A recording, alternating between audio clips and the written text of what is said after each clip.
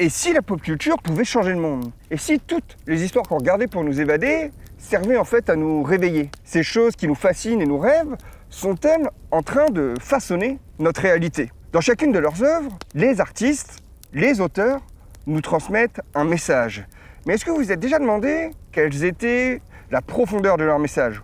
Où est-ce qu'ils s'étaient inspirés et à quoi ça pouvait servir? Parce qu'aujourd'hui, la pop culture, c'est la culture du peuple. La culture faite par le peuple, pour le peuple. Et aujourd'hui, quand on la partage, que ce soit des films, des mangas, des jeux vidéo, de la musique, des séries, on ne se rend pas compte de l'impact qu'elle peut avoir. Personnellement, je sais que j'ai regardé certaines œuvres qui ont changé ma façon de voir le monde. Elles m'ont façonné et montré des idéaux ou des prismes de la vie que je n'avais pas vus autrement. Car c'est ça, le but des auteurs. C'est de nous transmettre leur vision, leur manière de vivre, leur manière de penser. C'est la nouvelle forme de langage du 21e siècle pour faire passer tous ces idéaux. Autrefois, on le retrouvait dans les mythes, dans les contes égyptiens, dans les contes des mille et une nuits, et même dans certains textes religieux où quand on prend du recul, et si on n'est pas vraiment croyant, c'est une histoire qui sert à transmettre des légendes, des valeurs et des idées. Aujourd'hui, toutes ces valeurs, on les retrouve dans la pop culture. Star Wars, avec la force, qui ressemble au taoïsme. Avatar, avec le respect de la nature. SNK, avec la forme de violence, de révolte, de rébellion. One Piece, avec l'idée de suivre ses rêves. Divergente, avec le fait d'être à part dans une société, peut être utile pour justement la sortir d'un cycle qui l'emmène vers sa perte. Hunger Games, avec justement cette idée que jusqu'à où pouvons-nous pousser un peuple avant qu'il ne se révolte. À chaque fois dans ces œuvres, on suit le côté du peuple, de la révolte. Et pourtant, dans la vraie vie, on a un peu l'impression qu'on est de l'autre côté. Mais alors, est-ce que ces auteurs essayent tous de nous faire passer un message? Et pourquoi ces œuvres, qui sont du côté du plus faible, du côté des plus nombreux, du côté des gens auxquels on peut s'identifier, sont celles qui marchent le plus?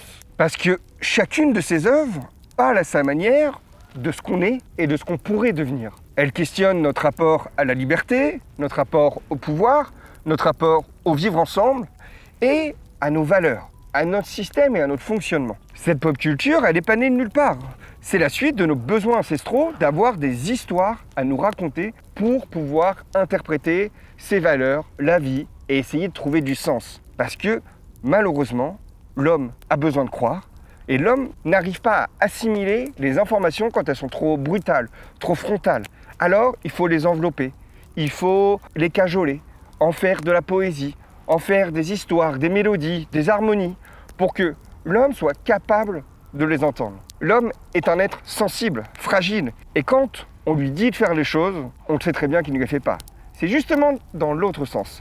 Quand on lui dit de ne pas faire les choses, il va tenter, il va essayer de changer les règles. Et c'est pour ça que les hommes ont toujours eu besoin d'histoires pour comprendre le chaos au final, pour comprendre pourquoi ça marche comme ça. Avant, on trouvait ça du coup dans les pyramides, les temples, les mosquées, les églises. Mais aujourd'hui, là où on transmet le plus de valeur à nos jeunes générations, c'est dans les cinémas, dans les livres, dans les films, dans les séries, etc. On a changé même le lieu où on transmet les valeurs. Un cadre plus laïque, un cadre plus ouvert, et qui peut aller dans plus de transgressions, de choses qui ne seraient pas tolérées justement par certains cadres religieux ou certains cadres gouvernementaux. La pop culture, c'est vraiment une clé qui permet d'accéder à des savoirs que, si on les balançait comme ça pourrait être mal vu, ça pourrait être censuré, etc. Alors, les acteurs, enfin les auteurs plutôt, sont des joueurs. Ils essayent de jouer avec les règles pour quand même réussir à faire passer leurs idéaux au travers d'histoires qui, quand on les regarde au premier abord, semblent innocentes. Aujourd'hui, quand on regarde, on pourrait considérer les Jedi comme des saints, les Avengers comme des formes de demi-dieux. Imaginez quelqu'un, il y a dans 1000, 2000 ans, qui découvre tout cet univers, toute cette mythologie, tout ce panthéon. Est-ce qu'il ne pourrait pas avoir le même rapport que l'on a à celle des Sumériens avec du coup Enki, Enlil et tous leurs dieux? Je sais pas ce que vous en pensez, mais on peut se poser la question de à quel point une histoire peut être déformée dans le temps et à quel point cette histoire à la base, elle cherche juste à transmettre des valeurs avec des récits plus ou moins fictifs. La pop culture, c'est notre mythologie moderne. Elle parle à tous, quelle que soit notre langue, et elle nous fait des consensus de pensée, de valeurs, parce que qu'importe d'où on est ou d'où on vient, on a ces références identiques. Et tout ça a déjà dépassé le cadre des cinémas, le cadre de la musique simple. Parce qu'il y a des symboles de cette pop culture qui sont entrés dans le monde de la révolte, dans le monde de la révolution. On a pu le voir en Birmanie, en Géorgie, avec les 3 doigts de Hunger Games qui sont devenus un signe de protestation. Au Népal, en Indonésie, avec les révolutions, où le drapeau de One Piece montre justement cette idée d'envie de liberté et cette idée de vouloir arrêter de se soumettre à la marine nationale et donc à des gouvernements d'élite qui posent des règles qui sont malheureusement absurdes. Il y a d'autres signes aussi, comme le signe Wakanda Forever, qui est devenu un signe de fierté et de rassemblement des communautés afrodescendantes, ou encore des phrases comme dans Star Wars « Make the Force be with you », qui est devenue une des phrases les plus citées au monde, parce que, entre guillemets, c'est comme un bon courage, c'est une bonne chance, que le flux soit avec toi. Et encore une fois, si on le rapproche à ce qui existe depuis plus de 2000 ans, on va dire, dans le taoïsme, c'est ça. La religion du taoïsme, c'est le fait d'accepter le flux plutôt que de s'y contraindre. Le Jedi accepte et essaie de comprendre ce flux, le Jedi essaie de l'assouvir pour qu'il le contrôle et le soumette à sa volonté. Toute cette pop culture reprend tout simplement ces philosophies, ces mythes, en nous les vulgarisant avec notre discours de l'époque. Et puis, il y a d'autres œuvres qui nous ont obligés à regarder nos démons en face. Un petit peu comme Game of Thrones, où il n'y a pas de bien et de mal, comme on peut retrouver dans beaucoup de contes ou mythologies, ou même religions. Parce que dans ces œuvres-là, les méchants ou les gentils ne sont pas que méchants ou gentils. Ils ont juste des objectifs, des idéaux et des valeurs différentes qu'ils défendent parce qu'eux trouvent juste. Donc des fois, c'est pour le peuple, des fois c'est pour leur ego, des fois c'est en fonction d'une prophétie, mais ça nous montre les différents prismes que l'humain peut avoir. On a aussi d'autres œuvres où la frontière entre le bien et le mal s'efface et la liberté d'un peuple est tout simplement la terreur de l'autre. Parce que si ce peuple est libre, l'autre est opprimé, et vice-versa. Alors ça nous fait face à des choses que l'on comprend et que l'on voit dans la vraie vie. C'est-à-dire que si aujourd'hui on laisse la liberté à certains peuples, on a peur que ça atteigne la nôtre. Et ça fait mal.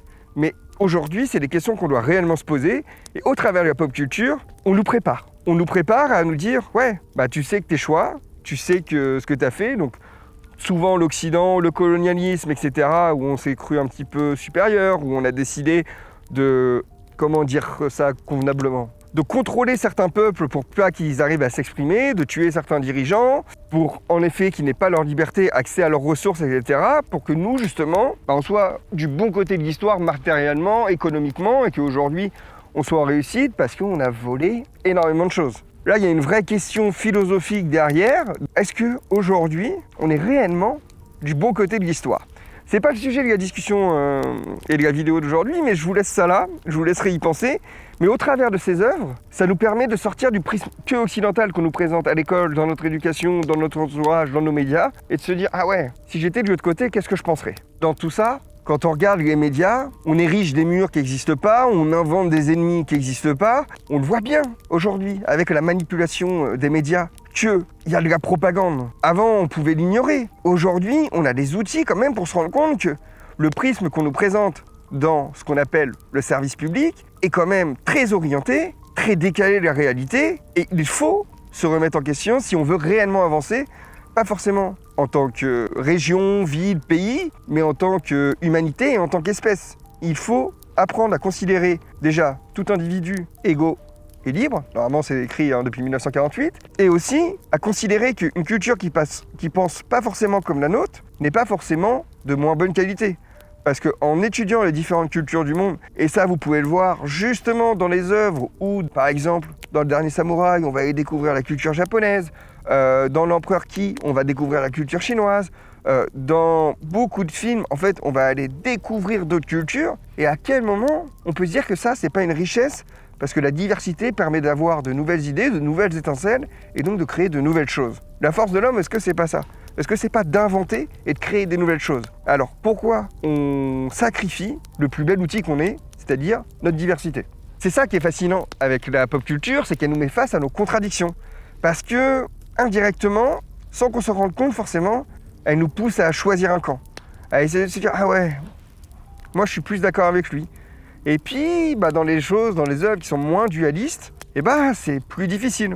Par exemple, encore une fois, Game of Thrones, quelle est votre famille préférée ? Vu qu'elles ont toutes du bien et du mal, c'est plus dur de choisir. Et au final, le monde, c'est ça. C'est pas noir ou blanc, c'est un mélange de nuances et il faut choisir. Et ce qui est le plus important dans toutes ces œuvres, c'est en effet ce qu'elles racontent, mais ce qu'elles font ressentir. Et c'est pour ça qu'on appelle ça de l'art. Depuis des années, la pop culture, les jeux vidéo, etc., c'est décrié comme une culture, une sous-culture.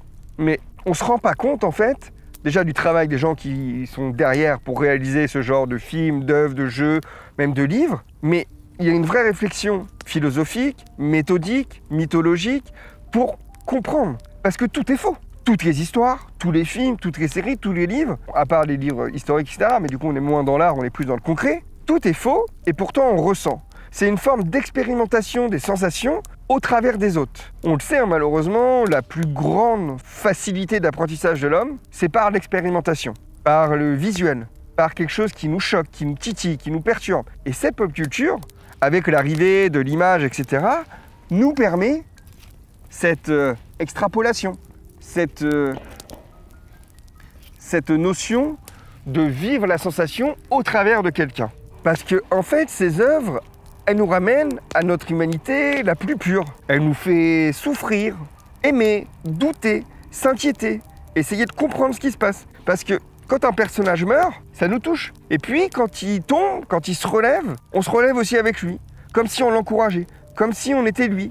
Comme si, justement, on faisait un transfert et on était derrière lui, ou on était ce personnage. Et on dit, oui, moi aussi, dans cette situation, je ferai ça. Alors bien sûr, c'est de la fiction, c'est des idées, c'est de l'imagination, mais ça nous montre des choix, des comportements. Quand Naruto, il pardonne, par exemple. Quand Eren hurle sa rage. Quand Tony Stark se sacrifie. C'est le monde intérieur qui s'éveille en nous et qui se dit « Waouh !» Et c'est là qu'on voit que c'est une belle œuvre.